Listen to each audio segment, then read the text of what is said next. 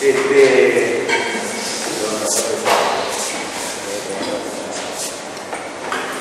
que lo que intenté es algo así como una introducción al problema del estructuralismo en Deleuze desde una instancia anterior y un poco más básica, si pudiera ser más experiencial, como parte de una experiencia de la vida cotidiana, en el sentido más concreta que la que hace en la conferencia de diciembre del 67 que se reconoce el estructuralismo, que directamente presenta el estructuralismo de manera, incluso la comunidad directamente con las categorías del capítulo 4. Acá, en el comienzo de diferencia y repetición, empieza desde algo más básico, por ejemplo. Así que, bueno, habría que ver si en la tesis que él entrega en ese sentido tiene que ser una manera de intervenir en el debate de la época del estructuralismo, incluso antes de esa conferencia, digo.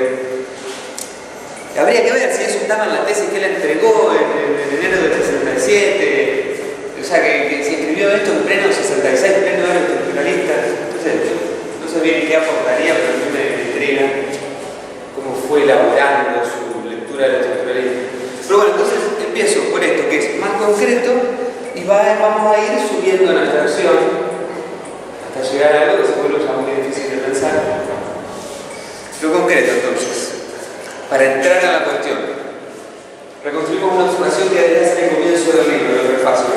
Ante una repetición banal, cotidiana, digamos, productos de consumo en una góndola de supermercado, se puede introducir una mirada artística, un rasgo estético, que no se limita a denunciar esa vida sin obtener una diferencia, sin construir una diferencia en esa secuencia.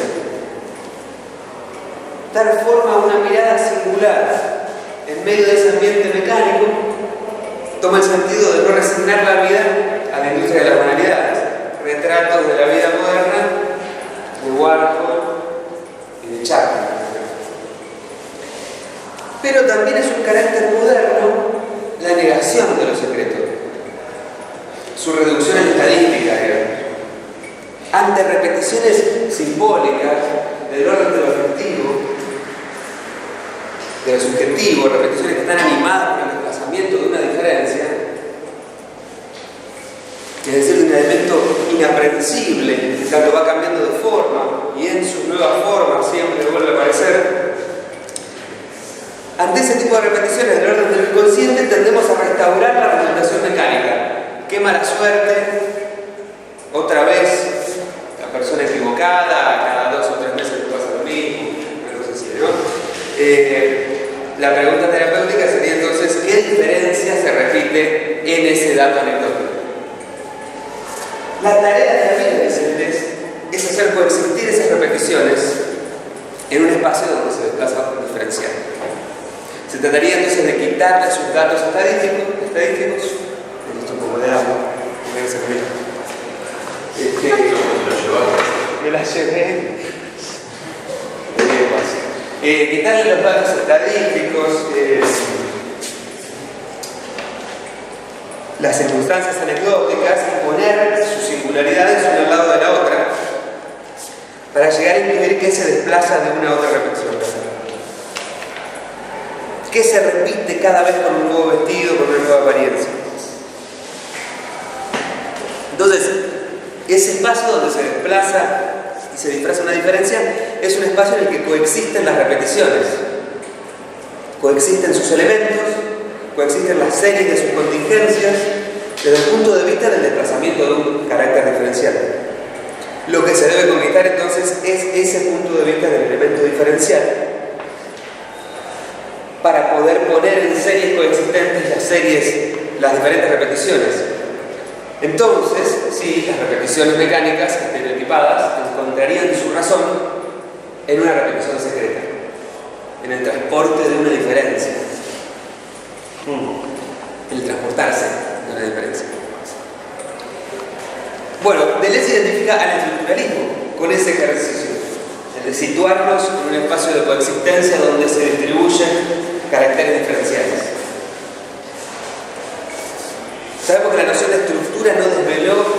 definición de la noción de estructura no desveló a los propios estructuralistas, ¿no? Y les valió el reproche de algunos contemporáneos. Deleuze no sería una excepción. Dará criterios, condiciones, aproximaciones y fundamentalmente hará uso de la palabra estructura y del ejercicio en el que aparece, pero no dará una definición precisa. Por lo menos yo no la encontré, no me quise convencer de que la había, no sé. Ciertamente, en diferencia y repetición, una estructura puede ser tanto la del mundo de la representación, con sus 4 principios, como la del sistema del sintaje. Pero la palabra remite a sentidos diferentes, que son diferentes niveles del pensamiento, podría decir.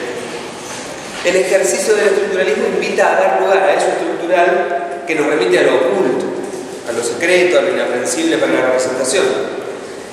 Que aunque suene algo místico, se trata de un ejercicio filosófico que busca pensar un orden no empírico. Un orden que no vale por las sucesiones temporales, sino por lo que acontece dentro del tiempo, el para sí, como orden de coexistencias. Lo estructural es entonces una dimensión paradójica. En el mundo empírico las cosas diferentes suceden, aparecen una después de la otra, nunca coexisten.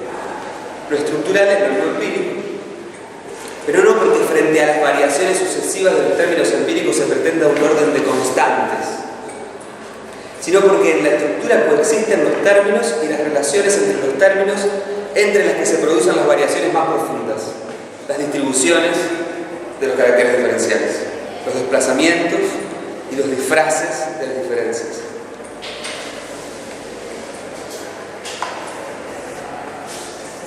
Entonces, unir las dos consignas, la tarea de la vida que el estructuralismo ejerce, después de tener el tiempo empírico para construir un espacio donde tenga lugar la diferencia. Posar la mirada sobre las repeticiones cotidianas para inscribir en ellas una diferencia y permitirnos intuir una diferencia oculta que se repite en esas modalidades, lo que nos da a la vez una razón secreta de nuestra vuelta una y otra vez al mundo del consumo o de nuestros comportamientos estereotipados. Dejar de imprimirle un orden de sucesiones mecánicas, otra vez esta mala suerte, a lo que se repite desde una dimensión diferente y exige un espacio propio, siempre exigente porque nunca está dado.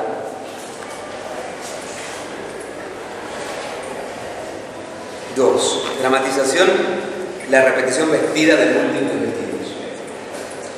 El problema teatral que Deleuze propone en la introducción viene a dar algunas indicaciones sobre la construcción de ese espacio. La repetición pasa por el cuerpo y no por la reflexión. La repetición se construye en cada nuevo disfraz. Es decir, el espacio escénico se determina en cada nueva máscara, lo cual suscita el problema de la interpretación de esos papeles superpuestos. Pero todo el asunto está condensado en el hecho de que la estructura no es un espacio preexistente en el que se representa una figura. Porque la estructura es el orden dinámico que crea el espacio correspondiente. De un punto notable a otro, de un disfraz a otro disfraz. La estructura se crea en ese desplazamiento donde coexisten las repeticiones porque no hay orden preexistente a esa coexistencia. La repetición, dice Deleuze, no es ocultada por otra cosa. No preexiste a sus propios disfraces. En esta repetición, la diferencia se despliega como puro movimiento creador de un espacio y de un tiempo dinámicos. Esta repetición como acto y no como objeto repetido da testimonio, dice Deleuze, de la singularidad como potencia de la idea. Entonces ahí está el problema de diferencia de repetición, uno de los problemas que se propone abordar en el elemento del estructuralismo y en el de la vida moderna y sus tareas, sus taras y sus tareas. Vamos a consolidar ese ejercicio estructuralista en la medida en que podamos sostener la dinámica genética de la estructura. El proceso de construcción de ese espacio a través de las singularidades de la idea. Y así se adecua o se adecuaría la repetición a la diferencia. cuando la diferencia es productora de las singularidades entre las que se teje la repetición. Digo que ahí al final de la introducción Deleuze pone un freno, ¿no? Dice, bueno, no podemos, en realidad, no encontramos ya en la introducción adecuada la repetición y la diferencia. Necesitamos empezar estas dos investigaciones, una sobre la diferencia y la otra sobre la repetición. Entonces adecuarían si la diferencia es la productora de las singularidades entre las que se teje la repetición. Se me ocurre, para volver a la cuestión teatral, se trataría de alcanzar la instancia de dirección sin manual, es decir, de dirección de teatro que dirige sin manual, digamos, que señala puntos notables, gestos contingentes y sin embargo precisos para que surja la obra. Bueno, hasta ahí eso digamos, subrayo el orden estructural es dinámico, porque bueno, parece ser una intervención en la época, justamente desidentificar lo estructural con lo constante. Y sin embargo, después en la obra de Deleuze, lo estructural va a pasar a estar identificado con lo constante, lo inmóvil, con ese tipo de ejercicio. No termino de entender de todo por qué hizo ese cambio.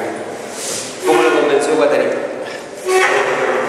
Todo el mundo en realidad se convenció, porque después del 67 estaba todo el mundo contra el estructuralismo. Bueno, entonces, este orden dinámico visto en la síntesis pasiva.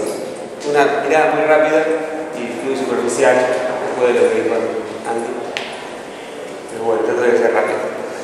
La esencia de la repetición, que reside en la producción del espacio de desplazamiento a través de singularidades, supone síntesis del tiempo.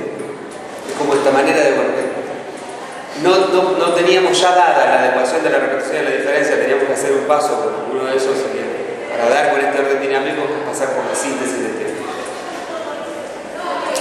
Pero lo decía en el final de la introducción y con ello comenzará el capítulo 2. La repetición objetiva, la repetición de los objetos simétricos por bloqueo del concepto, es decir, por impotencia del concepto, para dar cuenta de la repetición de objetos idénticos que caen bajo un mismo concepto, supone una instancia subjetiva, la del espíritu que la contempla, la del espíritu para el cual esa repetición produce algo nuevo. Esa es la repetición de la diferencia cuyo movimiento crea su propio espacio-tiempo. Una primer orden dinámico. Volvamos a nuestro ejemplo de la vida moderna. La repetición estereotipada, otra vez lo mismo que mala suerte, es una repetición pura, objetiva, es una repetición mecánica de dos objetos. En este caso, los objetos son los momentos sucesivos, cuya diferencia parece escapar del concepto, y se diría que por eso solo admite un asombro o una queja. Ahora bien, esa repetición supone algo que se repite a sí mismo, entre esos elementos idénticos.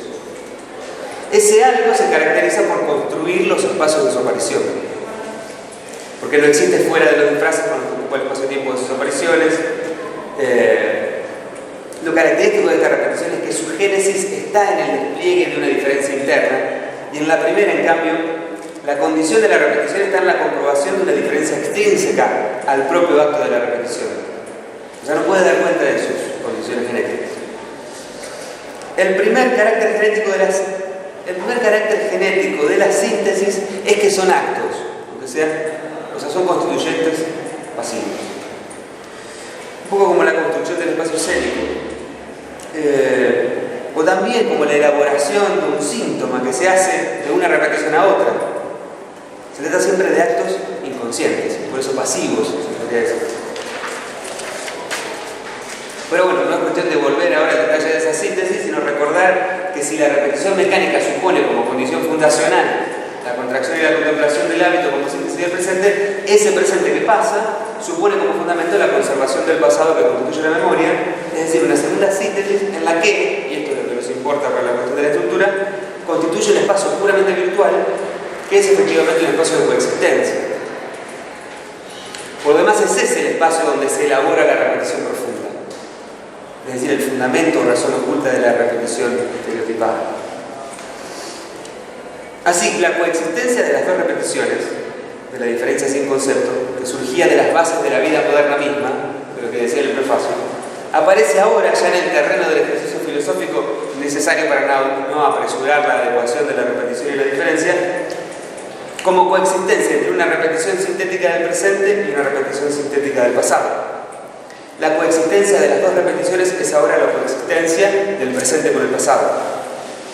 Es decir, que esa puesta en coexistencia de las repeticiones nos lleva al fundamento de la repetición del presente en el interior de la repetición del propio pasado, en la insistencia del pasado.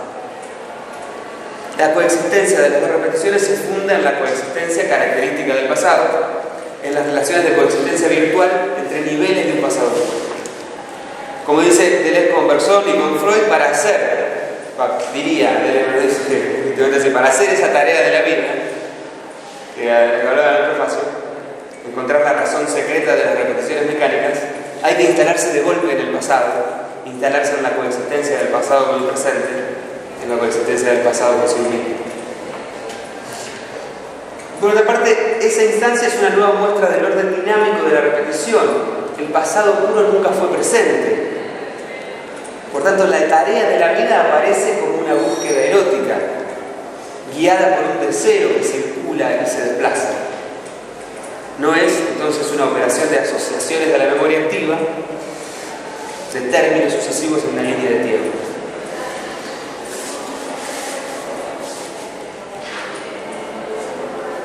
No sé si es forzado decir que ahí estoy encontrando razones de ese orden dinámico que exigía en la introducción.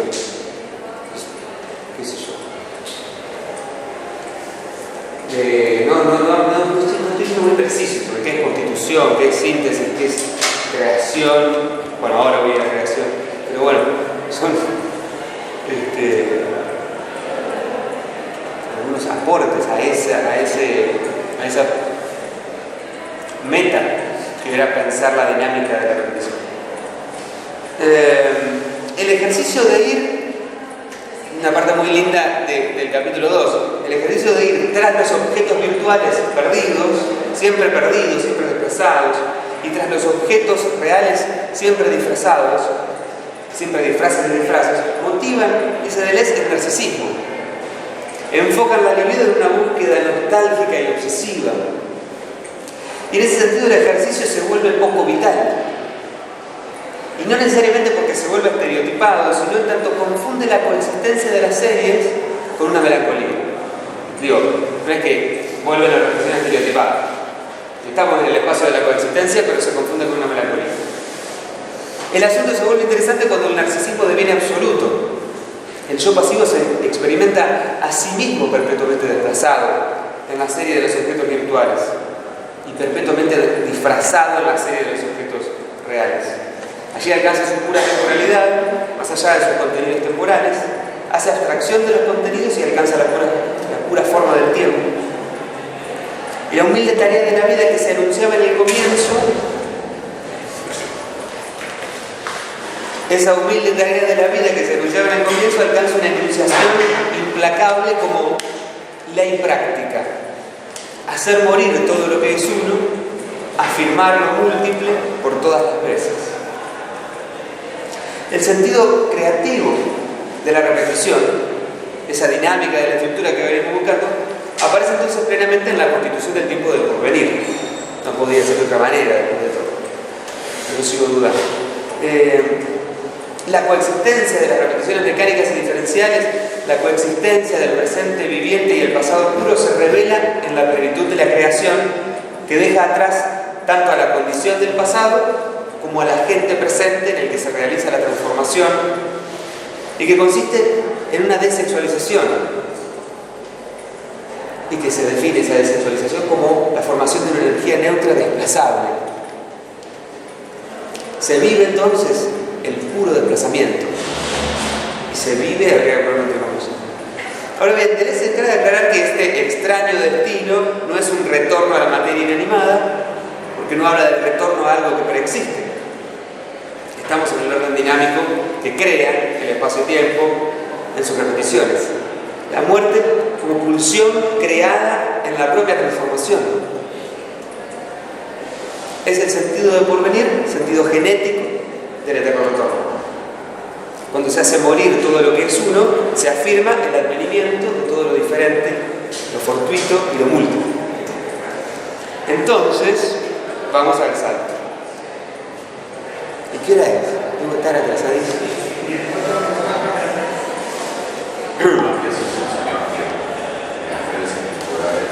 Bueno, ¿qué que Como vemos, la invitación a buscar una razón oculta en las excusas mecanicistas se vuelve a lo largo del libro algo cada vez más profundo, más absoluto, más radical. La búsqueda por los caminos del yo y del ello termina más allá de los asuntos que conciernen el sistema biopsíquico, porque no solo este sistema está afectado por el puro desplazamiento. En última instancia, todos los sistemas están afectados por el eterno retorno, es decir, por lo múltiple, lo fortuito, lo diferente. Todo sistema mecánico, físico, biológico, social está construido en base a una diferenciación de la diferencia. Esto es, a una organización en series, donde cada serie está constituida por caracteres diferenciales, es decir, términos que valen o existen por sus diferencias. Está construido en base a una puesta en comunicación de esas diferencias de las series del propio sistema. Y así, en todo sistema se generan nuevas diferencias, un desborde de las series de base, de las diferencias entre los términos de cada serie y de las series internas al sistema, en nuevas diferencias ajenas a ese sistema interno. Todo sistema está afectado por una distribución, un desplazamiento de caracteres diferenciales. O podemos decir también, todo desplazamiento de caracteres diferenciales conforma un sistema, un espacio de coexistencia.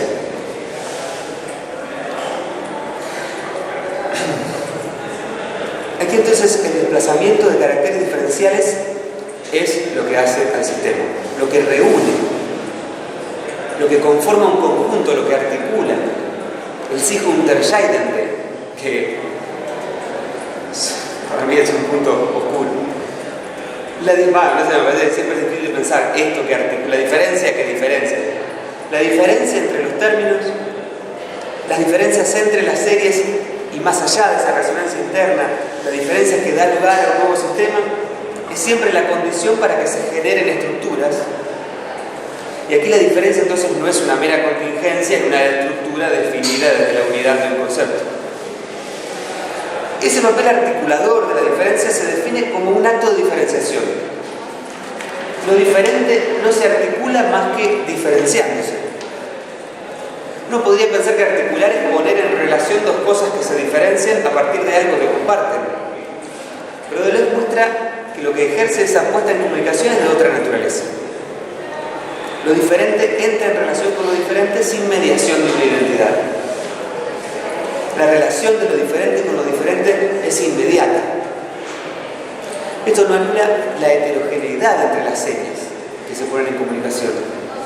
Entre ellas se desplaza y se disfraza un diferencial, y ese diferencial no es un mediador porque es un disparo, una disparidad que dispara, una diferencia interna. Deleuze vuelve al ejemplo de Roussel, Raymond Roussel, que no me puedo poner a explicar, pero digamos, entre la primera serie verbal, lo digo en castellano o en francés. ¿Se acuerdan esto de ejercicio del procedimiento de Roussel? Prueben una traducción.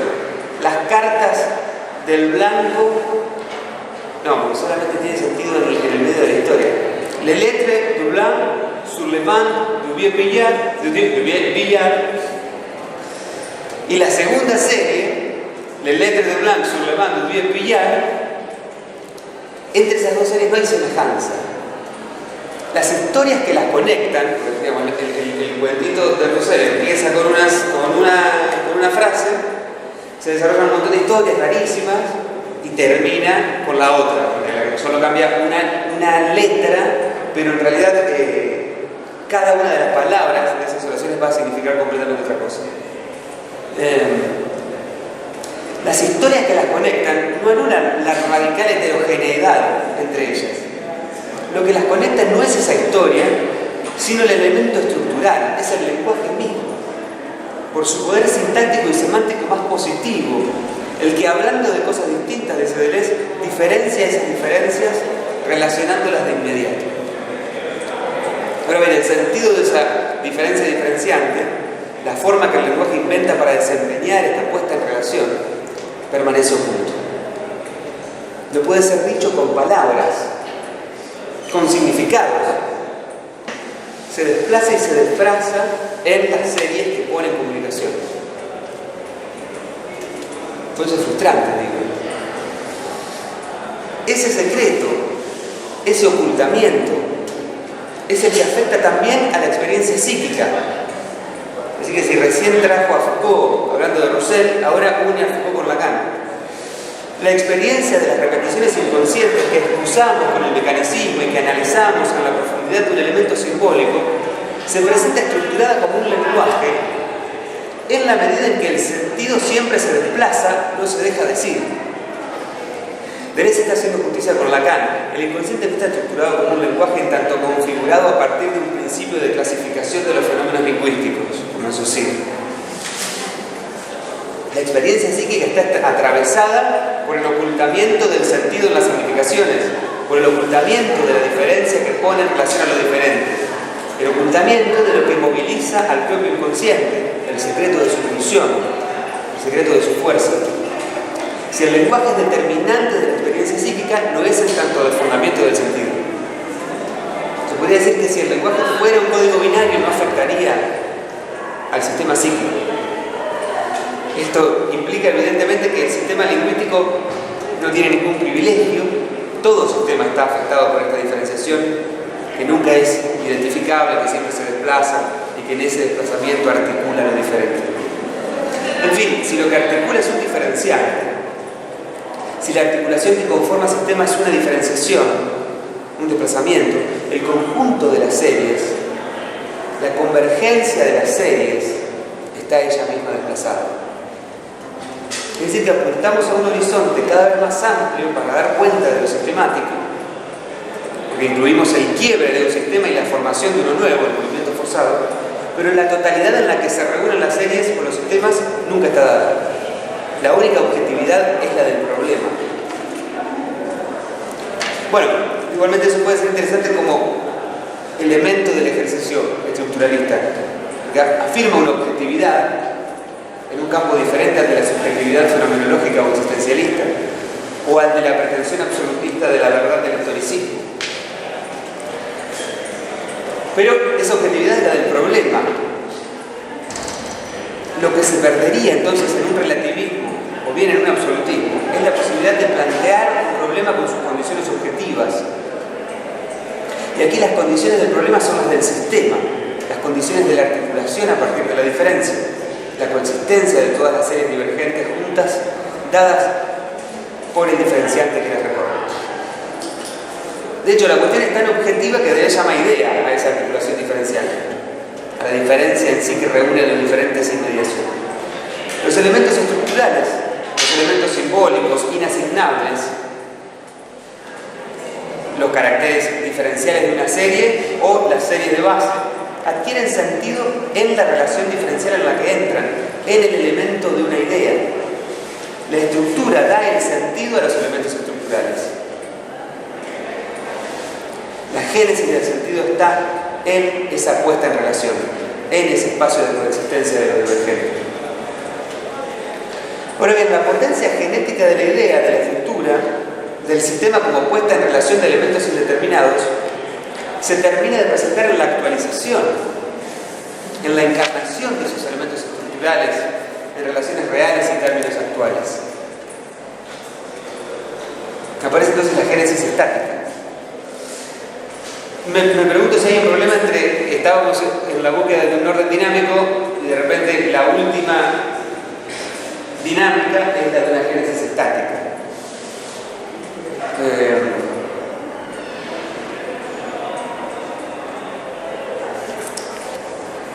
En la introducción, hablando de las repeticiones y la peculiaridad de la repetición secreta, y también en el capítulo sobre las síntesis pasivas, veíamos el orden dinámico como creación del espacio-tiempo de coexistencia a través de las singularidades que surgen en el sistema, en la estructura, se desplazan y se disfrazan los elementos de las repeticiones, se construyen los roles, y ahora ese panorama parece precisarse sobre el rol de las singularidades en esa dinámica. Sí, de acuerdo. No, esto no. Bueno, entonces vamos a un ejemplo. La estructura de las relaciones sociales. No, es que esa cuestión de la dinámica y la estática podría ser un falso problema. La estructura de las relaciones sociales de producción no presenta una dinámica histórica de sucesiones, una evolución, un pasaje de un estado a otro, como de un modo de producción a otro, una especie de cadena evolutiva. Desde una relación primitiva de producción a una más compleja y contradictoria en sí, por su propia complejidad evolucionada. No ese es el caso. La estructura encarna sus variedades, los grados de variación de la relación misma, en sociedades diversas, en diversas divisiones sociales del trabajo. Las relaciones y términos que constituyen la actualidad de esa estructura, de esas relaciones ideales de producción, son simultáneas, todas ellas y todos ellos.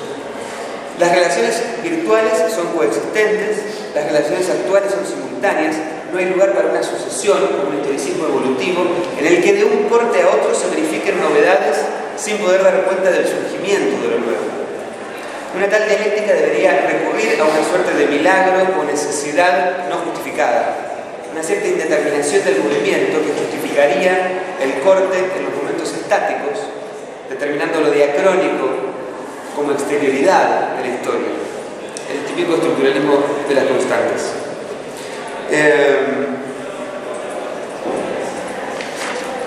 A partir de acá,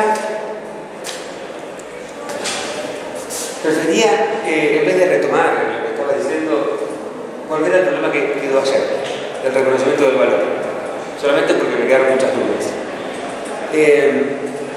El valor aparece como el objeto X, el desplazado. En las relaciones de producción, el problema de las relaciones de producción está atravesado por la pregunta del valor. El valor es entonces lo inasignable.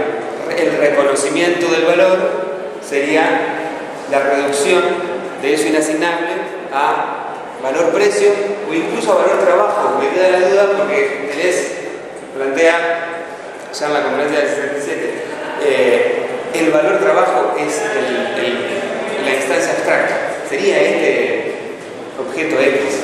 De cualquier manera, lo que está señalando Deleuze es que lo que aparece como problema es una instancia de desplazamiento, así que sería problematizable que el valor sea el valor-trabajo. Y de cualquier manera, hacer un diagnóstico, que es a lo que nos remite, digamos, una noción de estructura, hacer un diagnóstico sobre el problema del valor, hasta qué punto determinaría las soluciones.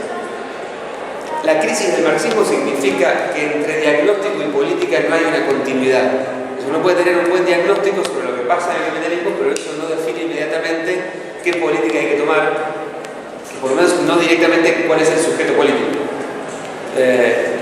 Así que en Deleuze acá, digamos, la noción de estructura definida por el desplazamiento hace que no sea determinante una infraestructura de una superestructura, un diagnóstico económico sobre la solución política. Y sin embargo,